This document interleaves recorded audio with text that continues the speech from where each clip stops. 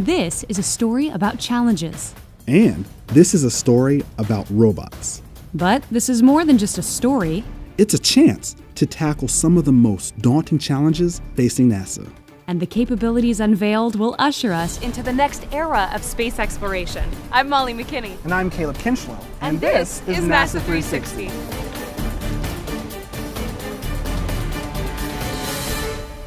So here we are again at NASA's Sample Return Robot Centennial Challenge. That's right. It's year 3 and 18 teams have accepted the challenge. NASA's Sample Return Robot Challenge is all about finding uncommon solutions to unique problems. Not just for NASA, but for the whole world.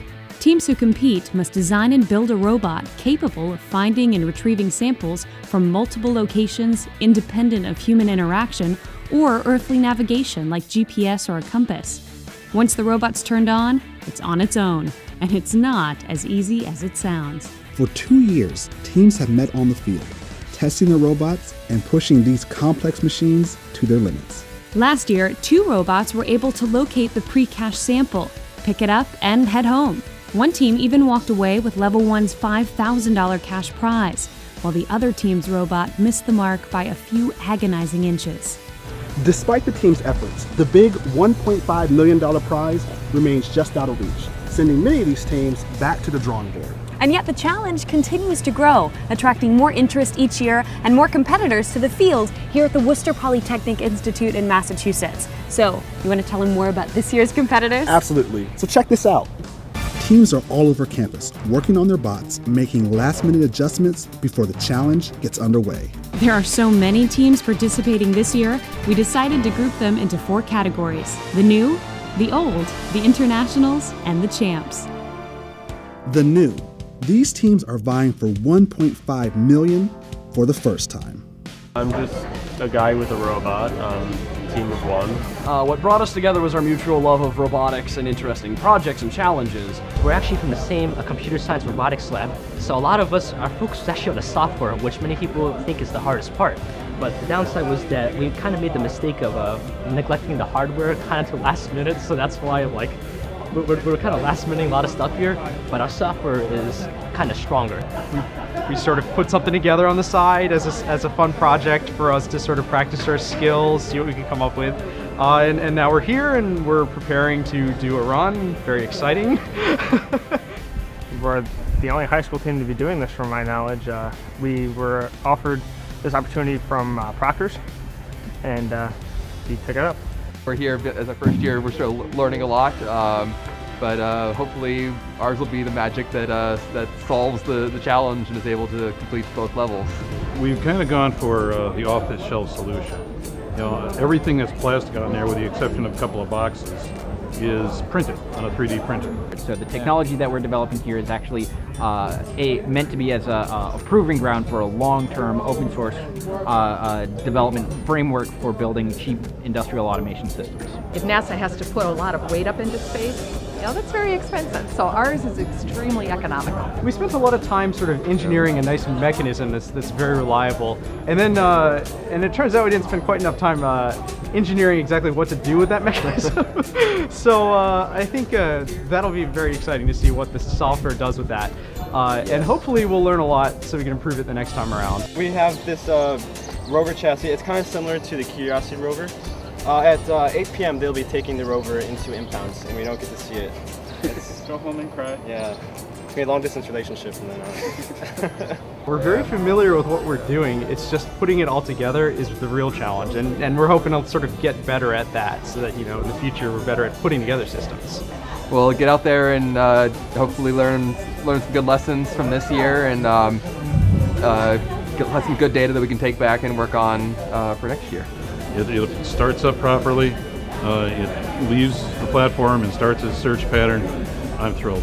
If it accidentally picks something up, I actually nicknamed it the blind squirrel. Because who knows, it could trip across something.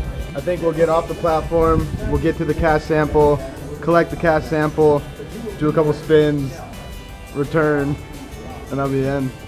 It has to work. Yeah. We said that a few weeks ago, and I think we're saying it again now. It'll definitely get off the pad. Confident in that. Yeah. Not sure where it's going to go from there, though. Yeah. hopefully it's not chasing people around trying to pick them up.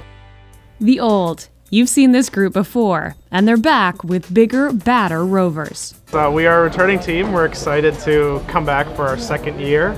This is our third year. We were here. We were one of the first teams here to start out, along with a couple of the other ones. The hardware is pretty much the same as it was last year, but I've added a lot more software, so it's getting more capable all the time. This year we focused a lot on software because that was what I think hurt us most last year. Oh, I see how it's done. And I said, I just need a couple more months to iron out the difficulties that I had last year, and I can do this.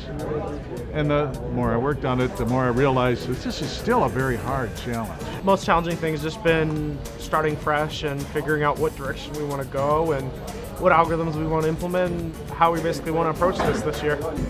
We're back for more. The Internationals. These teams are here for the love of the game. So we are one of the few international teams here in this challenge. So we won't be winning any prize money, but we are just fighting for the glory of it. We want to win just like everybody else. But in terms of the learning experience and that we get out of this competition, I think it's great. It's a great time for all of us. Being here, it's such an amazing experience, and well, it's in NASA. It's a NASA competition. The whole challenge is a hard thing, really. From a robotic standpoint, when I looked at it initially, I thought it's not that difficult. But then I was wrong by a long margin, so it's actually quite hard. I mean, it has such a high level. I mean, there are local robotics competition and there are national robotics competition, but it is not local nor national. This is international. This is like a top-notch competition, and it's NASA. I mean, well, it's awesome. The champs. Last year's Level 1 winners, back for the big bucks. So we are here with Team Survey, and you guys did very well last year. You won the $5,000. You know, Amara and I were just talking about this. You guys are pretty much a big deal. All right. We think so. Okay, we think you're a big deal. So what are you guys going to do in round 2 to take home the big $1.5 million? Well, you know, the big difference with level 2 is that the robot has to explore a lot of area. Level 1 and level 2 are really different problems. Level 1, you got to go to one specific place, you got to get there pretty quick, and you got to get right back to the start. And in level 2, it's kind of like a walk in the park, but not easy like a walk in the park. a little bit harder. Yeah. You just have to drive around, and you have to collect the samples, and you have to not get lost, and you have to make it back to the starting platform. So most of the stuff we've been working on this year has been focused on solving that problem. What specifically do you think is it? I mean, beyond this competition, why do you enjoy this? Why is this such a passion for you? Just you know, trying difficult challenges and innovating. Innovating is fun to most engineers, and this is what this project is all about.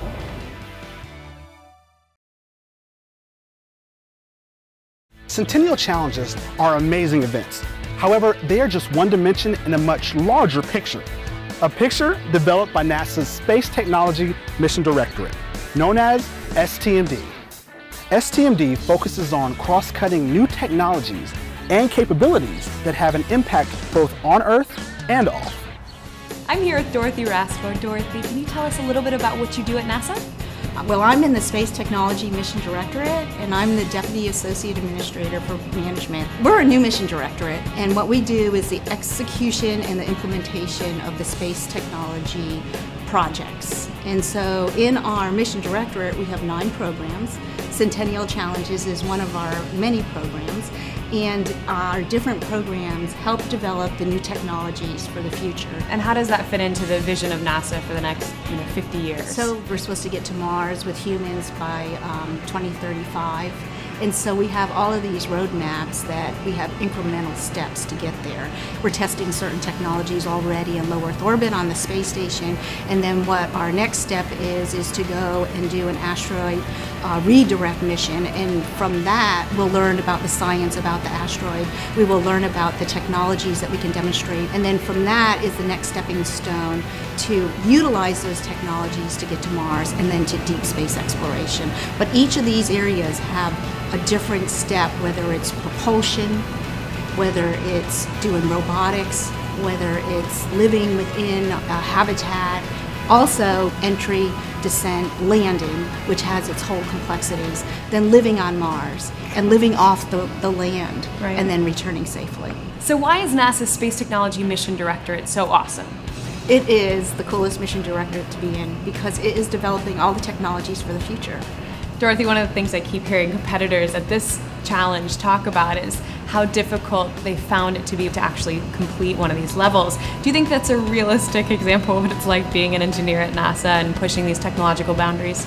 It is. It's very, very difficult. And that's why we're looking for these folks to help us solve these problems. I'm an engineer and I love to solve problems, and listening to all of these different groups that come forward to help us solve the problem, to find a sample on Mars and return it. I mean, this is like the best way to get the best bang for our buck. And here at the Sample Return Robot Challenge, pushing technological boundaries means building robots that act and react like humans. And as you can imagine, that is no easy task. Down, boy, really? Come on. And WPI's Ken Stafford has insight on exactly what it takes. Ken, it's great to see you again. Good to see you, Caleb. Ken, you have a lot of different titles, you do a lot of different things. You are a judge coordinator, robot specialist, and you helped create this challenge. I did indeed, Caleb, and it's been a lot of fun. Each of those roles is totally different, but it's all a challenge. I really enjoy it. So with this challenge, how difficult is it to make a robot that's capable of picking up a sample and taking it back to home base? Well, actually, the picking up is not too tough. In fact, even to direct a robot to go some particular place is not too tough under normal Earthbound rules. But understand, Caleb, this one's about autonomy. It's not just it has to be totally without any human interaction, but it has to be as if it was somewhere else. No GPS, no compasses, none of the things that we would like to use on Earth. So it's a big, big challenge. And why can't the bots use a GPS? Well, think about it. This is designed for an extraterrestrial mission. We want to have something go to the moon, to Mars, to an asteroid. And there won't be the kinds of things that people are used to using around here. So there's no GPS, so how are the bots able to know what their surroundings are and locate the sample? You know, if that was an easy answer, we probably wouldn't have a challenge here. Each of the competitors just has its own attack on this. You know, a lot of them are using obstacle avoidance with a LiDAR, which is a laser ranging device. A lot of them are using stereoscopic cameras. A bunch are using infrared range detections. So there's a myriad of different ways to approach this, and it's fascinating to see the different sorts of technologies and different applications of the same technologies on the different robots. Now we've seen the bots, I mean, they're all very different on the outside. You know, that's hands down different. But what about the inside? Like, what makes them completely different? Well, here at WPI, we understand what a robot is. The robot always has to have a soul. You know, and so in their soul, they probably have some similar characteristics. They have to have a lot of thinking, processing going on in there. So they're going to be one or two or maybe 3 or 4 computers in there doing a lot of hard work. So they may look totally different on the outside, but inside there's going to be a lot of similar sort of powerful computing that's integrating these sensors and telling it what to do. What are we expecting to see in this year's competition? Well, I'm expecting there's going to be a couple of people who are very, very happy. Not only me, but also I think some of the competitors. I think we're going to have some good success this year, but everybody else will come out with a real learning experience. That's the intriguing part about Centennial Challenges in general, Caleb. It does encourage a wide variety of folks, which is really good for the solution set. We have people that are PhD levels, we have people that are husband and wife teams, we have a high school team here, plus a bunch of university teams.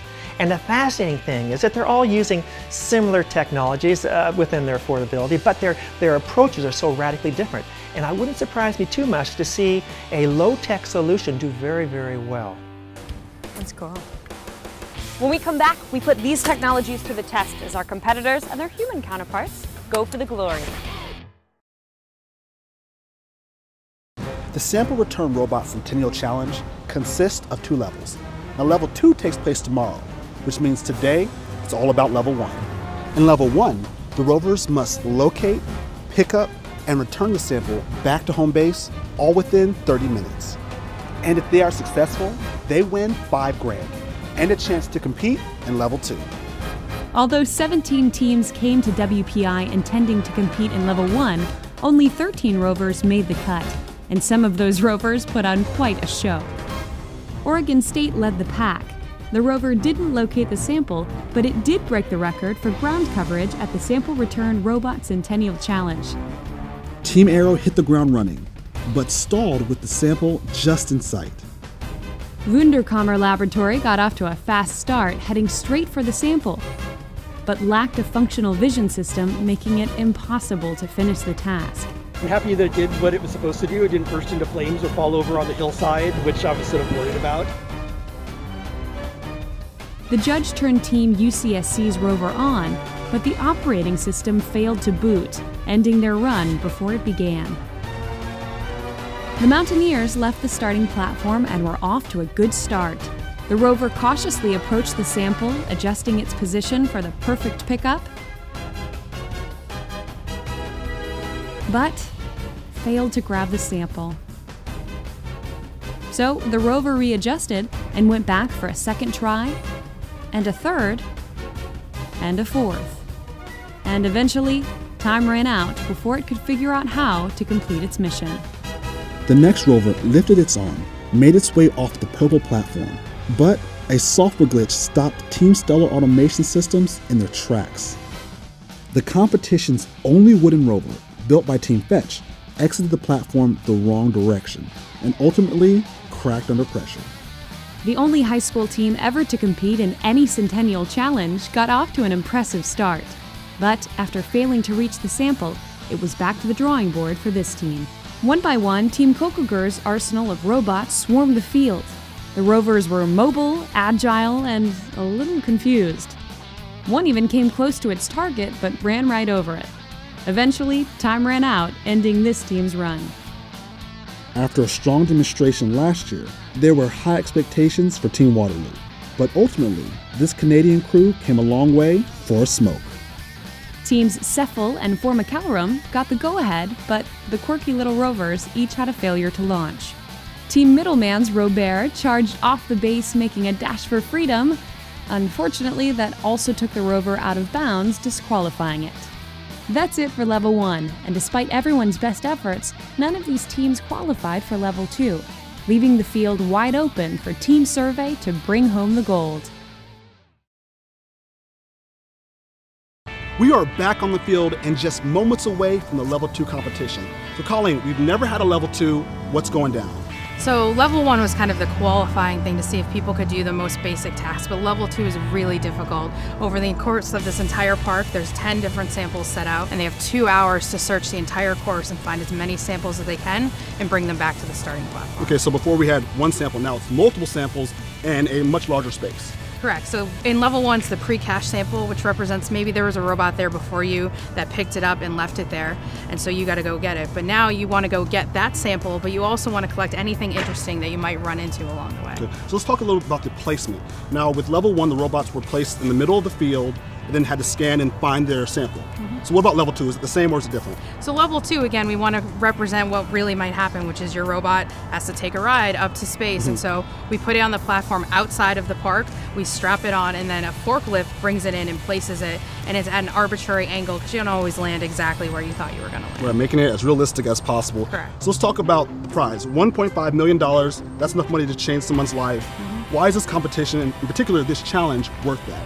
Well, autonomous robots are really difficult because there's so many different factors that you have to take into consideration, and it's easy for us to look out and see like, oh, that's a red hockey puck, but for a robot to not only see it from a distance but recognize it and then know that it wants to pick it up, it takes a lot of time and a lot of effort. Systems need to be integrated. There needs to be mechanical, electrical, and programming all working together flawlessly for it to really happen. Excellent. So it looks like the team is getting ready to go, so let's go and cheer on Team Survey. Sounds great. All right, let's go.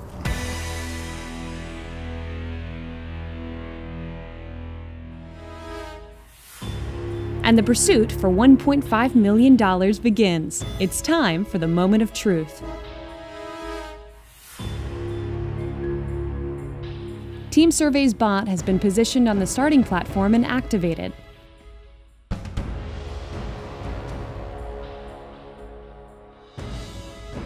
The bot normally takes 2 minutes to turn on, but 2 minutes has come and gone, and everyone is holding their breath. The robot is communicating, and it is not good news.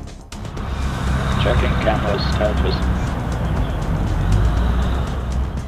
There appears to be a problem with the rover's optical system. Camera failure, manual mode only. And Team Survey agrees that their robot hasn't booted up correctly and unfortunately decides to terminate their run. Call it. Done. I call it.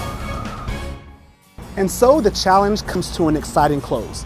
And like any good competition, there were surprises and moments of great success.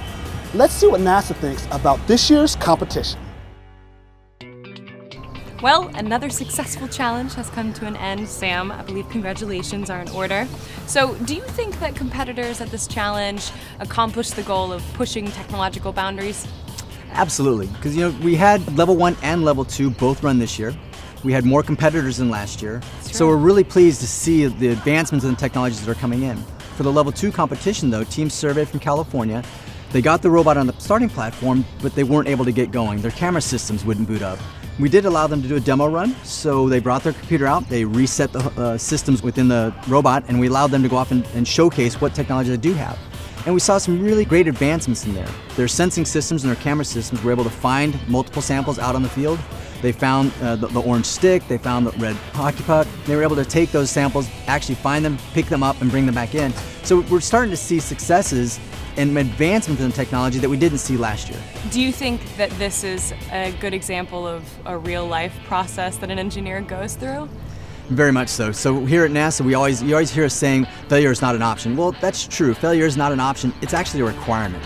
We really need to have these scenarios where we do fail and then find where the broken spots are within our systems. And I guess when it comes to NASA, it probably makes sense to try and find all those bugs and work out all those kinks here on land before you send it into outer space, where it can be a lot more challenging. Yeah, absolutely, because we wouldn't have the astronauts or anybody else to help do a repair on something like that. You want the failure to happen here on Earth so that your system would operate properly when you send it out to other planetary locations.